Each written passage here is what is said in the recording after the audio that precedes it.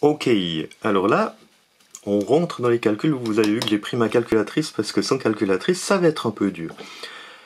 On nous dit que l'année tropique est de 365,24219879 jours. Ça correspond à l'intervalle de temps séparant exactement 2 équinoxes de printemps.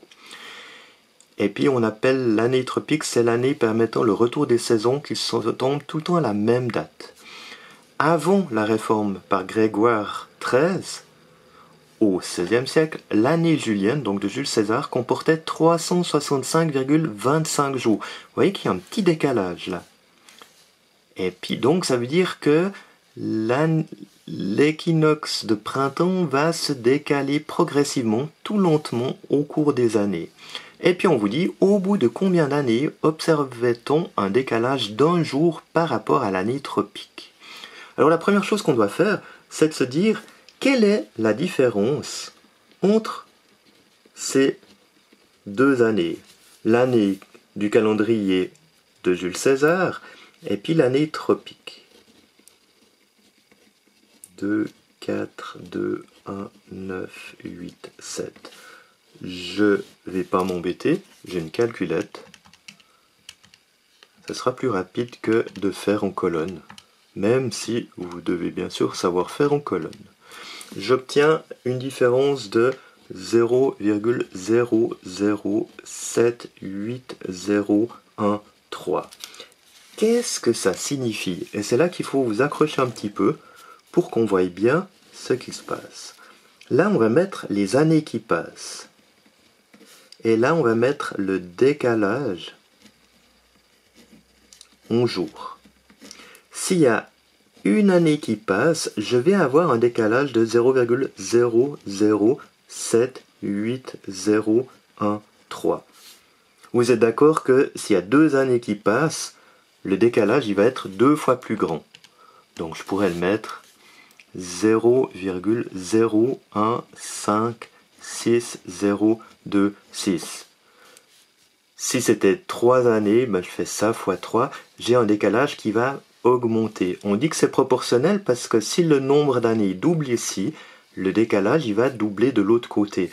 Mais nous, ce qui nous intéresse, c'est pas de doubler, c'est de se dire quand est-ce que j'aurai un jour de décalage? Ça sera pour combien d'années? Alors là, vous verrez ça plus en détail dans votre cours de maths standard, mais je vous propose de travailler avec les produits croisés, ou on appelle ceci la règle de 3. Quand je veux savoir ce nombre-là, j'ai ce nombre-là qui va avec, et puis je prends une autre ligne. Je vais prendre la première ligne, d'accord? Avec le 2, c'était juste pour vous montrer que ça doublait. Je vais faire le produit croisé. Je vais faire ça fois ça. Donc là, je fais fois. Et puis là, je vais diviser pour trouver ce nombre-là. Donc, qu'est-ce que je dois faire? Je vais faire 1 fois 1 égale, ça fait 1, heureusement, divisé par 0,0078013 et j'obtiens 128,184 années. Donc je vais avoir un décalage d'un jour après 128 ans et un peu plus. D'accord? C'est un peu plus que 128 ans, donc on va mettre il y a un décalage d'un jour après, comme c'est un peu plus que 128, on va dire après 129 ans. Donc je vous rappelle, règle de 3 ou des produits croisés, on a 2 diagonales dans le tableau de proportionnalité. On fait ce nombre-là avec celui qu'on connaît, on fait l'un fois l'autre, et on divise par le troisième qui est tout seul. Vous verrez dans le prochain exercice que ça sera plus facile.